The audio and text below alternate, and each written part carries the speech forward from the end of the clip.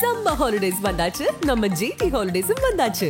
GT Holidays, South India's #1 travel brand. Thallakulam எலும்பு roast, market mutton நெஞ்சு chops, Simmakkal வெங்காய குடல், விளக்கு தூண் ஜிகிர்தண்டான்னு மதுர உணவுகளை சாப்பிட பாண்டி பஜார் பசும்பொன் ரெஸ்டாரண்ட்டுக்கு வாங்க. நல்ல வெரைட்டியா ருசியா சாப்பிடலாம். சீக்கிரமா அந்த களத்துக்கு வரணும் அப்படின்ற ஒரு விமர்சனம் இன்ன வரைக்கும் வச்சுக்கிட்டே இருக்காங்க. செயல்பாடுகள் எப்படி பாக்குறீங்க நீங்க? விஜய் அவர்களின் விருப்பத்துக்குரிய ரசிகர்களுக்கு வருங்காலத்தில் விண்ணை தொடும் வெற்றியை போகிற திரு விஜய் அவர்களுக்கு நான் கூட நீங்க இணைஞ்சிட்டீங்களாட்டு இருக்கு, அதனாலதான் கொஞ்சம் இல்லை, இணைஞ்சாதான் ஒருத்தரை சப்போர்ட் பண்ணுமா? அது வியாபாரமா? சரி, நான் இணைஞ்சுதான் அவங்க எனக்கு கட்சியில் போஸ்ட் கொடுத்து தான் நான் செஞ்ச அது வியாபாரம். ஒருத்தரை பிடிச்சி செய்யறதுன்றது தான் உண்மையான மாற்றம். தமிழ் ரசிகர்கள் அந்த லவ் வந்துச்சுன்னு வச்சுங்களேன், அது தலை தோனியா இருந்தாலும் சரி, தலையா இருந்தாலும் சரி, நம்ம ஆளுங்க வந்து தலையில தூக்கி வச்சு கொண்டாடுவாங்க. ஜனநாயகன் அங்க வந்துருவோம். என்னதான் அரசியல் ஒரு பக்கம் ஈடுபாடா இருந்தாலும் அவரோட இறுதி படம் அப்படின்றது கடைசி படம் இல்லைங்க. அது இறுதி படம் சொல்லாதீங்க. அது இல்லைங்க இறுதி படம். நான் திருப்பி நானும் சொல்லிட்டே இருக்கேன், நீங்க இறுதின்னு சொல்லாதீங்க. அவருக்கு இறுதியே கிடையாது, அவர் உறுதி. அவரு கடைசி படம் சொல்லக்கூடிய ஜனநாயகன் முன்னாடியே ரிலீஸ் பண்ணிடலாம்ல, எது வரைக்கும் பொங்கலாக தள்ளி போடும்? நான் கொஞ்சம் சவுண்டாவே பேசுறேன்.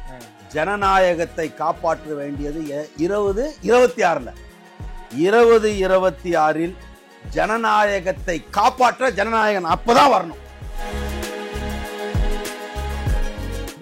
ஆனா பொங்கலுக்கு விஜயோட படத்தோடயே பராசக்தியும் வரப்போகுது அப்படின்றத எப்படி பாருங்க. இப்ப நீங்க என்ன சொல்றீங்கன்னா, துப்பாக்கி கொடுத்ததுனால நீங்க சுற்றுவீங்களா?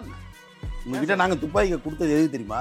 என் பின்னாடி நில்லுன்னா திரு விஜய் அவர்களின் பின்னாடி பாதுகாவலனா சிவகார்த்திகேயன் நிக்கிறதுக்கு தான் உங்களுக்கு நாங்க துப்பாக்கி கொடுத்தோம். அந்த இடத்துக்கு சிவகார்த்திகேயன் துப்பாக்கி கொடுத்தாருன்னு சொல்லிட்டு அவரை ரவுண்டு கட்டக்கூடாது. நீங்க பின்னாடி தான் நீங்க. அந்த பொங்கலுக்கு வர படமும் நான் இப்பவே சொல்றேன் வராது. பராசக்தி வராது. இவரோட அவர் வரமாட்டார். எழுதி வச்சு இப்போ உங்ககிட்ட நான் ஓப்பன் சேலஞ்ச். முக்கிய நிகழ்வுகளை உடனுக்குடன் குறிஞ்செய்தி வேலையை தெரிஞ்சுக்கல ஆதன் செயலியை டவுன்லோட் பண்ணுங்க. டிஸ்கிரிப்ஷன் லிங்க் இருக்கு. ஆதன் சினிமா நேரில் அனைவருக்கும் ஒரு பெரிய வணக்கம் அண்ட் வெல்கம் டு ஷோ. இன்னைக்கு நம்ம கூட பிரவீன் காந்தி சார் இணைஞ்சிருக்காங்க. கொஞ்ச நேரத்துக்கு அப்படியே இடி மின்னலுமாக இருக்க போகுதுன்னு நினைக்கிறேன். வணக்கம் சார். வணக்கம். எப்படி இருக்கீங்க சார்? எக்ஸலண்டா இருக்கேன். சிறப்பு. சின்ன இடைவேளைன்னு நினைக்கிறேன். எல்லா பயணத்தையும் முடிச்சுட்டு அருமையா வந்திருக்கீங்க. விஜயிட்டிருந்து தொடங்கிடுறேன்.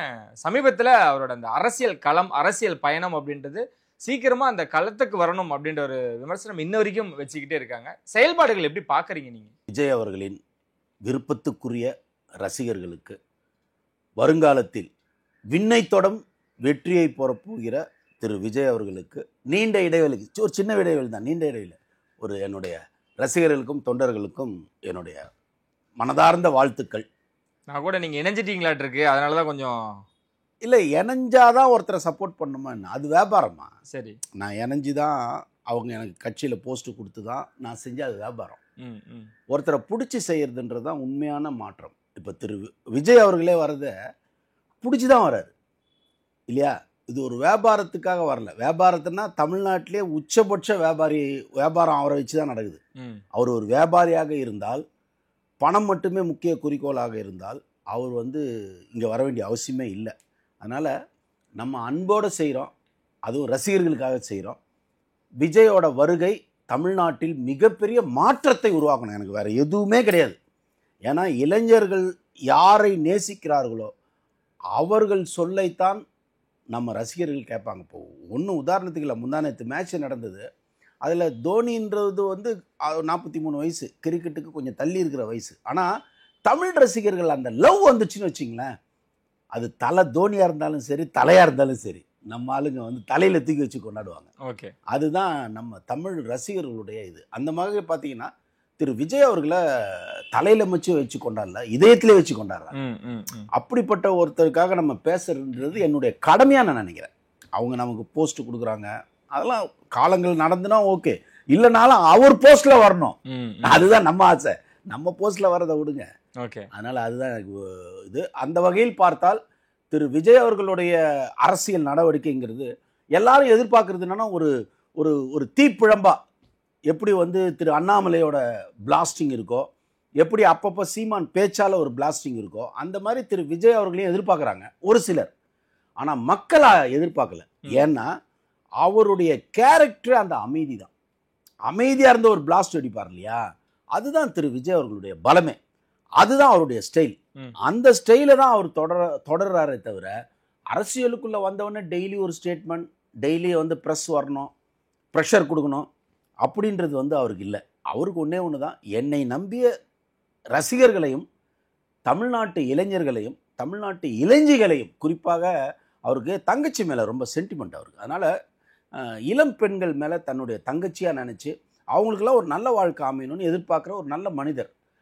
அவருடைய நீங்கள் ரெகுலராக பார்க்குற அரசியல் பார்வையை அங்கே வச்சிங்கன்னா உங்களுக்கு கொஞ்சம் கம்மியாக தெரியும். ஆனால் உங்களுக்கே ஒரு புது அரசியலை காட்ட போகிறாரு. இதுவரைக்கும் நீங்கள் ஒரு அரசியல் பண்ணிட்டு இருக்கீங்களா, ஒரு 60-70 வருஷமா ஆஃப்டர் காமராஜ் இங்கே ஒரு தப்பான ஒரு அரசியல் தான் காட்டப்பட்டுச்சு. என்னன்னா உன்னை எதிரியாக்குறது, உன்னை திட்டுறது, உன் குடும்பத்தையே கேவலப்படுத்துறது, அதுதானே இன்னைக்கு. அதெல்லாம் இல்லை. நான் நல்லா வந்தால் உன் குடும்பத்தையும் காப்பாற்றுவேன். அதுதான் ஒரு பெரிய தலைவனுக்கு மரியாதை இல்லையா? உன் குடும்பத்தை ரோட்டில் நிற்க வச்சு அசிங்கமாக பேசுறதெல்லாம் அரசியல் கிடையாது. திரு விஜய் அவர்கள் அந்த ஒரு கண்ணியமான அரசியலை தரணும்னா அவர் கம்முன்னு இருந்து தான் அவர் சாதிக்கணும். அவர் சண்டை போட்டு அவரும் தப்பாக பேசி இவங்களுக்கு கவுண்டர் கொடுக்குறேன்னு சொல்லிட்டு அந்த கேம் அவர் பண்ண மாட்டார். அவர் பண்ணாலும் மக்கள் ஒத்துக்க மாட்டாங்க. சரி, முதல் மாநாடு விக்கிரவாண்டியில் நடந்தது. அப்புறம் அம்பேத்கர் புத்தக வெளியீட்டு விழாவில் பார்த்தோம். 2ஆம் ஆண்டு அடியெடுத்து வச்சிட்டோம் தமிழக வெற்றி கழகம் அப்படின்ட்டு ஒரு ஹோட்டலில் அந்த நிகழ்வு நடத்தினாங்க. இதெல்லாம் எப்படி பார்க்குறீங்க சார்? வருகிற 28ஆம் தேதி செயற்குழு பொதுக்குழு கூட்டம் வேற சொல்லியிருக்காங்க. கரெக்டான பயணத்தில் தான், கரெக்டான பாதையில் தான் பயணிக்கிறாரா விஜய்? இல்லை, அவர் 26க்கு என்னுடைய பயணம்னு சொல்லிட்டார்ல. அதை நீங்கள் சொல்லனா ஒன்று நல்லா புரிஞ்சுங்க. திரு விஜயோட கேரக்டர் புரிஞ்சுங்க.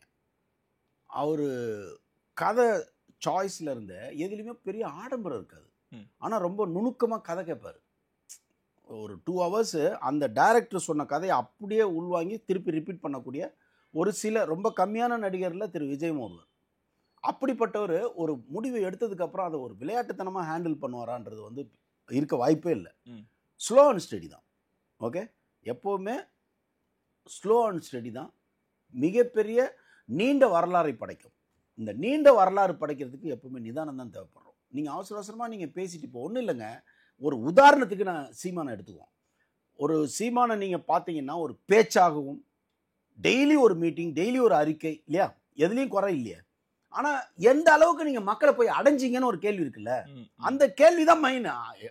ஃபைனல் என்னப்பா எவ்வளோப்பா எடுத்த, ஏதாவது ஜெயிச்சியாப்பா, அதுதான் கேட்பாங்க. அந்த வகையில் பார்த்தீங்கன்னா சீமானால் பர்ஃபார்ம் பண்ண முடியல. பாமக டெய்லி எல்லாத்துக்கும், பாட்டாளி மக்கள் கட்சி டெய்லி எந்த ஒரு பிரச்சனையாக இருந்தாலும் ஸ்டேட்மெண்ட் அவங்ககிட்ட தான் வரும். பட் என்ன ரியாக்ஷன்? நீங்கள் உங்கள் கடமையாக அதை செய்கிறீங்க, மக்கள் அதை கடமையாக படிச்சுட்டு கடந்து போயிடுறான். ஆனால் ஒரு எம்ஜிஆர் வந்தப்போ ஒரு அதிர்வு வந்தது, அவருடைய ஃபாலோஅப்பாக வந்த ஜெயலலிதா மேடம் வந்தப்போ ஒரு அதிர்வு வந்தது. நான் தமிழ்நாட்டில் பேசுகிறேன். அந்த ஜெயலலிதா மேடமுக்கு அப்புறம் ஒரு வல்லமை தேவைப்படுதுங்க. அது எனக்கு தெரிஞ்சு கொஞ்சம் அண்ணாமலை அந்த ஸ்டாண்டில் வராரு. ஆனாலும் மக்கள்கிட்ட வந்து போய் அப்படியே நெஞ்சில் போய் பச்சுன்னு ஒட்டிக்கிறது இல்லை. அது வந்து யார்கிட்ட அதிகமாக இருக்குன்னா திரு விஜய் அவர்கள்கிட்ட தான் இருக்கு, சினிமாவில். சரி, இந்த சினிமா எல்லாரோட ஒரே கேள்வி, இந்த சினிமா ஓட்டா மாறுமா, எல்லாரையும் வேட்டு வச்சு தகர்ப்பாரா அப்படின்னு ஒரு பெரிய கேள்வி. ஏன்னா இங்கே எல்லாம் பாஞ்சிட்டாங்க, எது வரைக்கும், அதாவது வேறு வரைக்கும் பாஞ்சிட்டாங்க ஊழலில். அதாவது ஒவ்வொரு தெருவுக்கு எத்தனை ஓட்டு இருக்கு, ஒவ்வொரு வீட்டில் எத்தனை ஓட்டு இருக்கு, எவ்வளோ காசு கொடுக்கணும், எப்படி அந்த ஓட்டை வாங்கணும், இது எல்லாருக்கும் தெரியும். இதை தான் அவங்க சொல்லுவாங்க, நாங்கள் வந்து ரொம்ப எங்கள் கட்சி ரொம்ப பேஸுன்னு. ஒரு பேஸும் கிடையாது. ஒவ்வொரு வீட்டில் எத்தனை ஓட்டு இருக்கு, எவன் ஓட்டு போட மாட்டான், அந்த ஓட்டை நம்ம போடலாமா, இந்த கிரவுண்ட் ஒர்க்கை ரொம்ப ஸ்ட்ராங்காக 2 கட்சியும் பண்ணி வச்சிருக்கு. டிஎம்கே அண்ட் ஏடிஎம்கே ரெண்டுமே பண்ணி வச்சிருக்கு, ரொம்ப strong. They are very strong. சரி, அதை மீறி திரு விஜய் வரணும். அப்போ என்னன்னா அது லவ்ல தான் வரும். ஏன்னா இது வேணாயா, காசே எனக்கு வேணாயா, காசு வேணாயா, எங்களுக்கு வேற ஒரு கண்ணியம் வேணியான்னு சொல்றதுக்கு எனக்கு ஒரு கதாநாயகன் வேணும். கண்ணியத்திற்குள் நான் நுழைய வேண்டும் என்றால் என்னுடைய கதாநாயகன் எதிரில் தலைவனா நிற்கணும். அது எம்ஜிஆர் இருந்தார், அதுக்கப்புறம் யாருமே இல்லை. ஈவன் ஜெயலலிதா மேடமுக்கு பொம்பளைங்களை பிடிக்கும், ஒட்டுமொத்தமாக பிடிச்சதுன்னா கிடையாது. காமராஜர் ஒட்டுமொத்தமாக பிடிச்சது, அதுக்கடுத்து எம்ஜிஆர் வந்து ஓரளவுக்கு பரவலாக பிடிச்சது. ஆனால் இன்னைக்கு அதுக்கப்புறம் ரஜினிகாந்த் சாருக்கு இருந்தது அந்த வாய்ப்பு. அதுக்கு அடுத்ததாக பார்த்தீங்கன்னா திரு விஜய் அவர்கள். அதனால திரு விஜய் அவர்கள் நிச்சயமாக அவருடைய ஸ்டெப்பு ஸ்லோவாக இருந்தாலும் அந்த ஸ்லோ வந்து என்னைக்குமே வந்து அது ஒரு ஸ்லோ பாய்சனாக மாறும். ஓகே, லவபிள் பாய்சன்னா அப்போ ஏதோ தப்பான்னு கேட்டுறாதீங்க. சரி, அது ஒரு ஸ்வீட் பாய்சன் தான். சமீபத்துல பவன் கல்யாண் ஒரு நேர்காணல பேசும்பொழுது விஜய் எடுத்ததுமே பதவி ஆசையோட வரக்கூடாது, இங்க வந்து பொறுமையா வரணும், குறிப்பா அவரோட கட்சியை வந்து தமிழ்நாட்டுல நிலைநாட்டணும், மக்கள்கிட்ட ஃபுல்லா சென்று அடையணும் அவர் சொல்லக்கூடிய விஷயங்கள் அப்படின்னு. அப்படி நடக்குதா சார்? ஏன்னா விஜயை சுற்றி இருக்கிறவங்க, விஜய் கிட்ட பேசுறவங்க, அவரை பார்க்கக்கூடியவங்க எல்லாரும் நீங்க தான் முதலமைச்சர் 2026 மேல, இதுதான் ஒரு திணிப்பா இருக்கும் விஜய் அவர்கள்ட்ட. இல்லை, உங்களுக்கு அவன் பேசினான் இவன் பேசினான்னு நம்ம பவன் கல்யாண் பேசுனதை தள்ளி விட்டு போக முடியாது. ஊரில் அவன் எவனோ பேசுகிறான், ஆனால் பவன் கல்யாண் அப்படி கிடையாது. ஏன்னா பவன் கல்யாணுக்கும் திரு விஜய் அவர்களுக்கும் நிறைய ஒற்றுமைகள் உண்டு. என்ன ஒற்றுமைனா, இவருடைய லவ் டுடே தான் அவருக்கு டேக் ஆஃப். இவர் லவ் டுடேன்னு ஒரு படம் பண்ண படம் தான் அவருக்கு லைஃப், அங்கே பெரிய டேக் ஆஃப். அதே மாதிரி அவர் நடித்து இங்கே இவர் நடித்த குஷி படம் இருக்கு இல்லையா, அது அவருக்கு பெரிய லைஃப் அங்கே. அந்த மாதிரி இவங்க அதே மாதிரி அவர் நடித்த ஒரு பத்ரிகித்ரின்னு ஒரு 2-3 படம் இவர் ரீமேக் பண்ணி இங்கே நல்லா போச்சு. ஸோ இவங்களுக்குள்ள ஒரு ஒரு நல்ல ஒற்றுமை இருக்குது. எப்படி ஒரு ரஜினிகாந்த் சாருக்கும் சிரஞ்சீவிக்கும் ஒரு ஒற்றுமை இருக்கும். இவர் படத்தை அவர் நடிப்பார், அவர் படத்தை இவர் நடிப்பார். என்டி ராமாராவுக்கும் எம்ஜிஆருக்கும் இருக்கும். அந்த மாதிரி பவன் கல்யாணுக்கும் திரு விஜய் அவர்களுக்கும் அந்த ஒரு இது இருக்குது. என்னன்னா, இப்போ பவன் கல்யாண் சொல்கிறது அவருடைய லைஃப் அனுபவத்தை வச்சு சொல்கிறாரு. அவர் 12-13 தான் கட்சி ஆரம்பிக்கிறார். அதுக்கப்புறம் 2-3 தேர்தல்களை பார்க்குறாரு, பெருசாக பர்ஃபார்ம் பண்ணல, இருந்தாலும் கவனிக்கப்படுறாரு. ஏன்னா ரொம்ப போல்டான ஆள் பவன் கல்யாணம். எனக்கு ரொம்ப பிடிக்கும். ரொம்ப போல்டான ஆள், ரொம்ப யோசிச்செல்லாம் பண்ண மாட்டார், நேர்மையாக இறங்கிறது தான். அது மாதிரி ஒரு கேரக்டர் வந்து ஆந்திராவில் வைப் பண்ணிட்டார். அவர் வந்து என்ன பண்ணுறாருன்னா, புத்திசாலித்தனமாக சந்திரபாபு நாயுடுக்கு ஒரு பிரச்சனை வரும்போது லாஸ்ட் இயர் இவர் கூட நின்று சந்திரபாபுவோட மனசில் இடம் பிடிக்கிறாரு. அப்போ சந்திரபாபு நாயுடோட ஆட்கள் ஒட்டு மொத்தமாக பவன் கல்யாணம் நேசிக்க ஆரம்பிச்சிட்டாங்க. அப்போ ஓட் பேங்க் அப்படியே ரைஸ் ஆயிடுச்சு.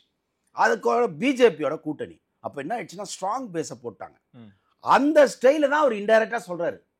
நீங்கள் எடுத்த உடனேயே நீங்கள் முதல்வர்ன்ற நோக்கில் இறங்குனீங்கன்னா ஒரு லாங் ட்ராவல் பண்ணணும். இப்போ எம்ஜிஆருக்கு அது இருந்தது, நாங்கள் 2 இருந்தது. எம்ஜிஆர் வந்து நாடோடி மன்னன் ஒரு படம் பண்ணுறாரு. அந்த நாடோடி மன்னன் ஸ்கிரிப்ட் எழுதும் போதே அவர் மன்னன் தான் எழுதுறாரு. அவர் அந்த சீட்டில் உட்காரணுன்றதா. நீங்கள் பாட்டை பாருங்கள், வசனங்களை பாருங்கள், எல்லாமே அவர் அந்த நோக்கத்தில் தான் இருக்கும் எம்ஜிஆருக்கு. அப்போது ஒரே எதிரி தான் கருணாநிதி. யாருக்கு? எம்ஜிஆருக்கு ஒரே எதிரி திரு கருணாநிதி அவர்கள் தான். ஆனால் இன்னைக்கு அப்படி கிடையாது. திரு விஜய் வந்தார்னா 4-5 முரட்டுத்தனமான எதிரிகள் இருக்காங்க. டிஎம்கே, ஏடிஎம்கே, அண்ணாமலை, திரு சீமான், அப்படி அவங்களோட சேர்ந்த பல கட்சிகள், பாமக அப்படின்னு பல கட்சிகள் இருக்கு. இத்தனையும் தாண்டி தான் திரு விஜய் காட்டணும். அப்போ திரு விஜய் அவர்கள் பவன் கல்யாண் சொல்கிற மாதிரி ஒரு கூட்டணியில் தன்னை வளர்த்துக்கிறது தான் புத்திசாலித்தனம். ஆனால் கூட இருக்கிறவங்க என்ன பண்ணுவாங்கன்னா, இந்த டிபேட்டில் வர எல்லாருமே என்ன பண்ணுவாங்கன்னா, சூடு ஏற்றி விடுவாங்க. இல்லை நீ யாருன்னு ப்ரூவ் பண்ணு, நீ தனியாக பண்ணு அப்படின்னு. இன்னைக்கு தனியாக பண்ணுறதெல்லாம் வேலைக்கே ஆகாது. ஏன்னா பேன் இண்டியா வந்ததுக்கப்புறம் ஒவ்வொரு ஸ்டேட்டுக்கும் ஒரு ஹீரோவை போடுறோம், ரைட்? யார் இப்போ ரஜினிகாந்த் கூலி படத்தில் எத்தனை பேர் சேர்த்துருக்காங்க? ஏன் சேர்க்குறாங்க? ஏன்னா பேன் இண்டியா வந்துருச்சு. அப்போ அங்கே நாகார்ஜுன் சாரை சேர்க்குறாங்க, அப்படி எல்லாரையும் சேர்க்குறாங்க. அது மாதிரி இப்போ கூட்டணியில் தான் நீங்கள் வந்து திரு விஜய் அவர்கள் ஃபோக்கஸ் பண்ணணும். சரி, ஏன்னா அவரை குழப்புறதுக்கான ஒரே ஏரியா தான். நீங்கள் யாருன்னு தனியாக நின்று காட்டுங்க, இல்லைன்னா உங்களுக்கு அப்படின்னா ஓகே அவர் நின்று காட்டலாம். அவர் பிரசாந்த் கிஷோர் சொன்ன மாதிரி அதுக்கு முன்னாடி உங்கள் சேனலில் நான் சொல்லியிருக்கேன், அவர் 15-20% கன்ஃபார்மாக ஓட்டு எடுப்பார்னு உங்கள் சேனல் நான் சொல்லியிருக்கேன். எப்போ 6 மாதத்துக்கு முன்னாடியே. இப்போ பிரசாந்த் கிஷோர் அதை கன்ஃபார்ம் பண்ணிட்டார். அப்போ வந்தார்னா ஒரு குறிப்பிட்ட சீட்டுகள் வாங்குவார். ஜனநாயகன் அங்க வந்துருவோம். என்னதான் அரசியல் ஒரு பக்கம் ஈடுபாடா இருந்தாலும் அவரோட இறுதி படம் அப்படின்றது கடைசி படம் இல்லைங்க. அது இறுதி படம் சொல்லாதீங்க. அது இல்லைங்க இறுதி படம். நான் திருப்பி நானும் சொல்லிட்டே இருக்கேன், நீங்க இறுதின்னு சொல்லாதீங்க. அவருக்கு இறுதியே கிடையாது. அவர் உறுதி. அவர் சினிமாவிலும் அவர் உறுதி, அரசியலிலும் உறுதி. அவர் இது இறுதி கிடையாது. பார்த்து ஆனா திருப்பி சொல்றேன், எனக்கு என்ன பண்ணுவீங்க? நான் இது இறுதி இல்லைன்னா என்ன பண்ணுவீங்க நீங்க? அடுத்து டிவி கேல கண்டிப்பா உங்களை நாங்க இல்ல சார், எந்த கான்ஃபிடன்ட்? ஏன்னா ஒருத்தர் ஒரு ஸ்டேட்மெண்டாவே கொடுக்கிறாரு. அதெல்லாம் கிடையாதுங்க. எனக்கு ரசிகர்கள் அவரை விட மாட்டாங்க. அவரோட இடத்த ஃபில் பண்ண இன்னொரு நடிகை இல்லை. ஒரே நடிகை இருந்தார், ரஜினிகாந்த் சார். ரஜினிகாந்த் சார் படம் பார்க்கும்போது நமக்கு 2.5 மணி நேரம் அப்படி இருக்கும். ஓகே, அதுக்கு அடுத்ததா திரு விஜய். அதுவும் விஜய் 100க்கு 100 தலைவர் ரேஞ்சுக்கு வேற. ஏன்னா தலைவர் தான் அல்டிமேட், ரஜினி சார் தான் அல்டிமேட். ஸோ அதுக்கு எனக்கு தீனி போட்டது யாருன்னு பார்த்தா திரு விஜய். அஃப்கோர்ஸ் அஜித்தோட சில படங்கள், எல்லா படமும் அஜித்தோட படங்கள் வந்து உங்களுக்கு அப்படி நிற்காது. அடுத்தது வருவோம், அஜித் தலையை பற்றி பேசுவோம். ஸோ அப்படி வந்து வரும்போது நீங்கள் பார்த்தீங்கன்னா திரு விஜய் அவர்கள் சினிமாவுக்கு தேவை. அந்த இடத்த யாரும் ஃபில்அப் பண்ண முடியாது. அஃப்கோர்ஸ் ரஜினி சார் பண்ணுறாரு, அது இன்னொரு 1 or 2 ஃபிலிம்ஸு மேபி பண்ணுவார், தெரில எனக்கு, ஐ எம் நாட் ஷுர். அவரால் திரு விஜயோட இளமை இன்னும் ஒரு 20 வருஷம் விஜய் சார் நடிக்கலாம், அவருடைய ஃபேன்ஸுங்க பார்ப்பாங்க. ஆனால் ரஜினி சாரோட ஹெல்த்து பல பஞ்சாயத்து இருக்கு இல்லையா, அது நம்ம சொல்ல முடியாது. அதனால் திரு விஜய் அவர்கள் இது இறுதி படம் கிடையாது, நடிப்பார். ஓகே, பொங்கலுக்கு வரப்போறதா அனௌன்ஸ்மெண்ட் சார், அதுக்கு முன்னாடியே வரதா இருந்துச்சு விஜயோட ஜனநாயகன். ஏன் பொங்கலுக்கு தள்ளி போகுது, ஏன் அடுத்த வருஷம், என்ன காரணம்? கடைசி படம் முன்னாடியே, அதாவது கடைசி படம் சொல்லக்கூடிய ஜனநாயகன் முன்னாடியே ரிலீஸ் பண்ணிடலாம்ல, எது வரைக்கும் பொங்கலாக தள்ளி போடுது? ஜனநாயகத்தை காப்பாற்றுறதுக்கு, இதை நான் கொஞ்சம் சவுண்டாகவே பேசுகிறேன், ஜனநாயகத்தை காப்பாற்ற வேண்டியது 2026 2026 ஜனநாயகத்தை காப்பாற்ற ஜனநாயகன் அப்பதான் வரணும். அப்பதான் மக்கள் மனோநிலை அந்த வைப்ல இருப்பான். இப்ப யாருன்னா வினோத்துக்கு தான் இப்ப பெரிய நெருக்கடி. ஏன்னா பொங்கலுக்கு படம் ரிலீஸ் ஆகுது, ஏப்ரல்ல எலெக்ஷன் வருது. ஜனநாயகன் வெற்றி பெறுவானா, ஜனநாயகம் வெற்றி பெறுமா? எவ்வளவு பெரிய கேள்வி தெரியுமா? அப்ப 26 தான் கரெக்ட். 25 வந்த படம் வந்ததுன்னா மறந்துடுவாங்க மக்கள். 26 Pongal release, super duper hit, நம்ம வாழ்த்துவோம். ஒரு படம் ஓடனேன்னா, ஏன்னா ப்ரொடியூசர் கவுன்சில் இருந்தால் எனக்கு எல்லா படமும் ஓடணும், நல்ல படங்க, குறிப்பாக நல்ல படங்க ஓடணும். அஃப்கோர்ஸ் விஜய் சார் இருந்தாலே அது படம் வெற்றி தான். ஜனநாயகன் ஓடினால் 2026 தமிழ்நாட்டில் ஜனநாயகம் மலரும். அதை மனசில் வச்சுக்கிட்டு தான் அதை 2026 தள்ளியிருக்காங்க. மிக சரியான முடிவு. இதில் வினோத்துக்கு தான் டென்ஷன். ஒரு டைரக்டராக அவர் ஜெயிச்சு பிரம்மாண்ட வெற்றியை கொடுக்கணும். எப்படி ஒரு எம்ஜிஆருக்கு ஒரு உலகம் சுற்றும் வாலிபன்ற ஒரு படம் அந்த நேரத்தில் பட் தலைவரை டைரக்ட் பண்ணிட்டாரு. ஏன்னா அப்படி ஒரு எதிர்பார்ப்பு எம்ஜிஆருக்கு அதை யார் பண்ணாலும் பத்தாது, அப்படி ஒரு எக்ஸ்பெக்டேஷனு தலைவர் பண்ணியிருந்தார், சூப்பராக பண்ணியிருந்தார். ஒரு டைரக்டராக எனக்கு இன்ன வரைக்கும் எம்ஜிஆரோட உலகம் சுற்று வாலிபனை மீறி ஒரு படமே கிடையாது. என்டர்டைன்மெண்ட், அப்படி ஒரு என்டர்டைன்மெண்ட் ஃபிலிம். ஸோ அந்த மாதிரி வினோத்துக்கு இப்போ என்னன்னா, ஜனநாயகன்ற படத்தை ரொம்ப, ஆனால் அவருக்கு நல்ல டைம் இருக்குது. இந்த உங்கள் சேனல் மூலமாக நான் வினோத்துக்கே சொல்கிறேன், எப்படியாவது நல்ல டைரக்டர். எனக்கு சதுரங்க வேட்டை எனக்கு ரொம்ப பிடிச்ச படம். அதில் ஒரு டயலாக் ஒன்று இருக்கும், பணக்காரங்கிட்ட கருணை எதிர்பார்க்காத, ஓகே, கருணை பணக்காரனுக்கு பிடிக்கவே பிடிக்காது, அவனுக்கு ஆசையை தூண்டி விடு. பயங்கரமான சைக்காலஜி. வினோத்துக்கு எப்படி அந்த சைக்காலஜி தெரிஞ்சதுன்னு தெரில, ஆனால் கொஞ்சம் விவரமான பையன் தான் அவர் வினோத். அவர் இந்த படத்தை எப்படியாவது ஹிட் அடிச்சிடணும். ஏன்னா அது அவர் அடிக்கிற ஹிட்டில் இங்கே குத்துன்னு குத்தணும். அது நடக்கும்னு நம்புறேன். அதுக்காக தான் அதை அங்கே வச்சிருக்காங்க. சார் ஹெச் வினோத்துக்கு மட்டும் ப்ரெஷர் இல்லை சார், சிவகார்த்திகேயனுக்கும் அது வந்துருமோ அப்படின்றதான். ஏன்னா விஜய் அவர்கள் கையிலேருந்து துப்பாக்கி வாங்கினதுலேருந்து அவரோட படங்கள் எல்லாமே பயங்கரமான ஒரு வரைய. எத்தனை படம் வந்தது அதுக்கப்புறம்? எத்தனை படம் வந்தது? அமரன் வந்திருக்கு சார். வேற அடுத்தது இப்போ பராசக்தின்னு ஒரு படம், அப்பதான் வரப்போகுது. ஏஆர் முருதாஸ் படத்துல மதராசி நடிச்சுக்கிட்டு இருக்காரு. எப்போ வரப்போகுது? அடுத்த ரிலீஸ் எது? தீபாவளி சார். மதராசி தீபாவளி, அது விடுங்க. ஆனா பொங்கலுக்கு விஜயோட படத்தோடயே பராசக்தியும் வரப்போகுது அப்படின்றத எப்படி பாக்க? இப்ப நீங்க என்ன சொல்றீங்கன்னா, துப்பாக்கி கொடுத்ததுனால நீங்க சுற்றுவீங்களா? உங்ககிட்ட நாங்க துப்பாக்கி கொடுத்தது எதுக்கு தெரியுமா? என் பின்னாடி நில்லுன்னு தான். திரு விஜய் அவர்களின் பின்னாடி பாதுகாவலனா சிவகார்த்திகேயன் நிக்கிறதுக்கு தான் உங்களுக்கு நாங்க துப்பாக்கி கொடுத்தோம். இதை ஹைலைட் போடுங்க. அப்ப நீங்க என் இடத்துக்கு வந்துட்டீங்க அப்படின்றனால துப்பாக்கி தரல. ஏங்க வரவே முடியாதுங்க, சிவகார்த்திகேயன் வரவே முடியாது. எனக்கு சிவகார்த்திகேயன் டேட் இல்லைனாலும் பரவாயில்ல, நான் ஓப்பனா பேசுறேன். அது ரொம்ப நாள் டிராவலுங்க, ரொம்ப நாள் டிராவல்ல விஜய். நீங்க ரஜினி சார் இருக்கும்போது ரஜினியை தாண்டினவருங்க இல்லையா? அந்த ஒரு மேஜிக்ல அஃப்கோர்ஸ் சிவகார்த்திகேயன் ஒரு அழகான பையன். நான் அவர்கிட்டயே சொன்னேன், நான் அவரோட ஃபர்ஸ்ட் படம் முடித்த உடனே மனம் கொத்தி பறவை நான் ஃபோனில் பேசினேன், சார் அடுத்த ஒரு 30 வருஷத்துக்கு உங்களை சினிமாவில் அழிக்க முடியாது, மோகன்லால் மாதிரி. அப்படியே சொன்னேன் நான், மோகன்லால் மாதிரி உங்களை அழிக்கவே முடியாது. ஏன்னா காமெடி உங்களை எல்லா பொம்பளைங்களுக்கும் குழந்தைங்களுக்கும் பிடிக்கும் அப்படின்னு நான் அப்பயே சொன்னேன். அப்படியே சார், ரொம்ப தேங்க்ஸ் சார் அப்படின்னு சொன்னார். அப்புறம் 2 முன்னாடி பார்க்கும்போதெல்லாம் அதை ஞாபகப்படுத்தி சொன்னார். அதனால் அவர் சினிமாவில் இருப்பார்.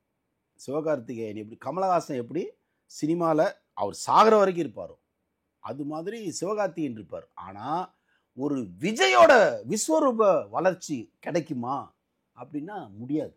ஏன்னா விஜய் போக மாட்டாரு. நான் தான் சொல்றேன், போக மாட்டாருன்னு. இன்கேஸ் அப்படி நடந்துச்சு அப்படின்னா அப்படின்னா கூட விஜயோட இடத்த பிடிக்க முடியாது. ஏன்னா ரசிகர்கள் நீங்க அதெல்லாம் கிஃப்ட்டுமா. அது ரஜினி சார், விஜய், திரு விஜய் அவர்கள் 2 பேருமே gifted person. Of course Sivakarthikeyan also gifted. ஒரு விஜய் டிவில இருந்து விஜய்க்கு எதிராக நிற்கிறார் பாருங்க, கிரேட் தான். விஜய் டிவில சாதாரணமாக வந்துட்டு இன்னைக்கு விஜய்க்கு ஆல்டர்னேட்டிவ்னு சொல்ற இடத்துக்கு வந்திருக்காருன்றது பாராட்டுக்குரியது தான். ஆனால் காலம் அவ்வளோ சீக்கிரம் விஜயை தள்ளி விட்டு விஜய் டிவில இருந்து வந்தவரை நிறுத்தாது.